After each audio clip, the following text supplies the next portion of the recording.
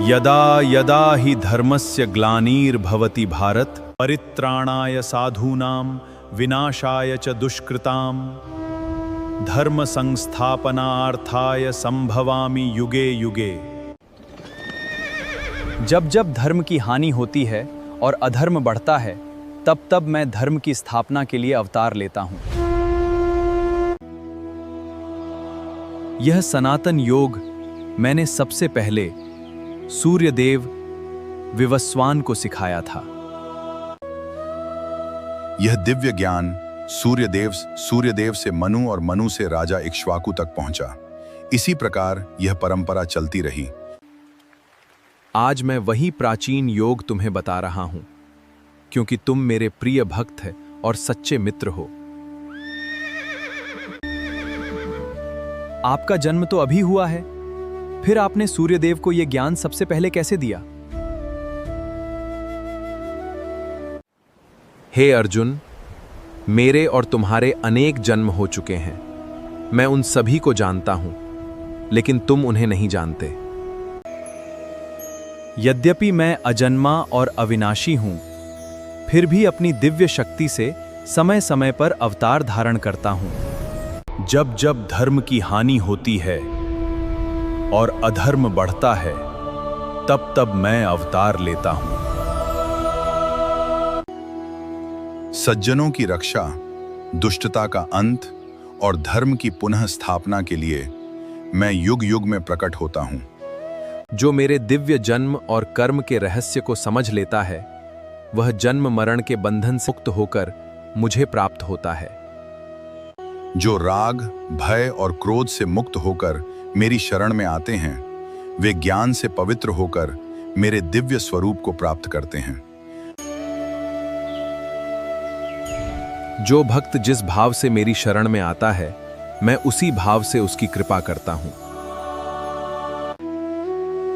जो लोग अपने कर्मों में शीघ्र सफलता चाहते हैं, वे श्रद्धा से ईश्वर की उपासना करते हैं। समाज की विभिन्न भूमिकाएं गुण और कर्म के आधार पर निर्धारित होती हैं। प्रत्येक व्यक्ति का कर्तव्य समाज के कल्याण में योगदान देता है।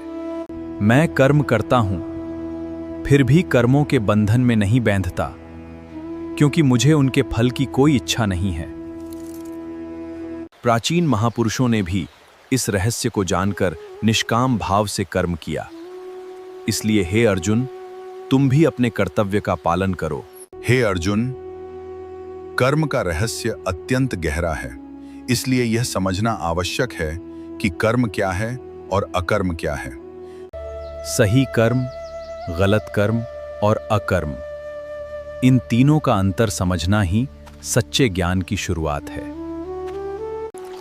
जो कर्म करते हुए भी अहंकार और फल की इच्छा से मुक्त रहता है, वही सच्चे अर्थ में कर्मयोगी है। जिसके सभी कर्म ज्ञान और निस्वार्थ भाव से किए जाते हैं, उसे ज्ञानी पुरुष कहा जाता है। जो कर्म फल की इच्छा छोड़कर अपने कर्तव्य में स्थित रहता है, वही कर्म करते हुए भी बंधन से मुक्त रहता है। जो मनुष्य इच्छाओं का त्याग करके संतोषपूर्वक अपना कर्तव्य करता है, वह कर्म करते हुए भी बंधन में नहीं बंधता। जो सफलता और असफलता में समान रहता है, वही सच्चे कर्मयोग का पालन करता है। जब प्रत्येक कर्म ईश्वर को समर्पित भाव से किया जाता है, तब पूरा जीवन ही एक पवित्र यज्ञ बन जाता है। जब सब कुछ परमात्मा का ही स्वरूप माना जाता है, तब कर्म भी साधना बन जाता है और साधक परम सत्य को प्राप्त करता है। कुछ साधक यज्ञ करते हैं, कुछ ध्यान करते हैं और कुछ ज्ञान के मार्ग पर चलकर ईश्वर की आराधना करते हैं। कुछ साधक अपनी इंद्रियों को संयम की अग्नि में अर्पित करके आत्म संयम का अभ्यास करते हैं। कुछ योगी मन, इंद्रियों और अपने सभी कर्मों को आत्मज्ञान की अग्नि में समर्पित कर देते हैं। कुछ लोग दान, तप, स्वाध्याय और योग के माध्यम से ईश्वर की उपासना करते हैं। कुछ साधक प्राण और अपान को संतुलित करके प्राणायाम के द्वारा अपने मन को शुद्ध करते हैं। जो साधक श्रद्धा और संयम के साथ यज्ञमय जीवन जीते हैं, वे अंततः परम सत्य की प्राप्ति करते हैं। यज्ञमय जीवन जीने वाले साधक पवित्रता और परम आनंद को प्राप्त करते हैं। सभी यज्ञ अंततः आत्मशुद्धि और परम ज्ञान की ओर ले जाते हैं।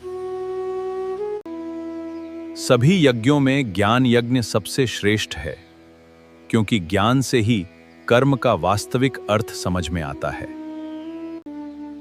सच्चा ज्ञान पाने के लिए विनम्रता से गुरु के पास जाओ। प्रश्न करो और श्रद्धा से उनकी सेवा करो। जब सच्चा ज्ञान प्राप्त होता है, तब मनुष्य सभी प्राणियों में एक ही परमात्मा का दर्शन करता है और उसका मोह समाप्त हो जाता है। यदि कोई मनुष्य बड़ा से बड़ा पापी भी हो, तो ज्ञान रूपी नाव उसे पापों के सागर से पार ले जाती है। जैसे प्रज्वलित अग्नि लकड़ी को भस्म कर देती है, वैसे ही ज्ञान सभी कर्म बंधनों को समाप्त कर दे। इस संसार में ज्ञान से अधिक पवित्र कुछ भी नहीं है। समय के साथ योगी स्वयं इसका अनुभव करता है।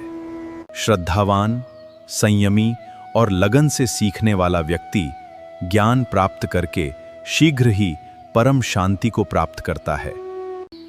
जिसके मन में श्रद्धा नहीं और जो हर बात में संदेह करता है, वो न इस लोक में सुख पाता है और न ही आगे बढ़ पाता है।